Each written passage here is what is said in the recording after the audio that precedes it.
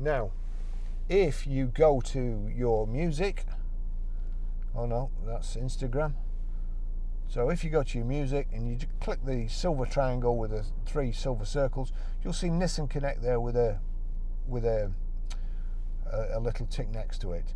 Now that means whatever plays, whatever audio is playing on your phone, if you've got this set up right, the audio will play through here, whether it be Spotify, Amazon Prime, Amazon Music, or whatever, or the audio for YouTube video. So I'm going to turn it down, click play. That's it. Click play properly.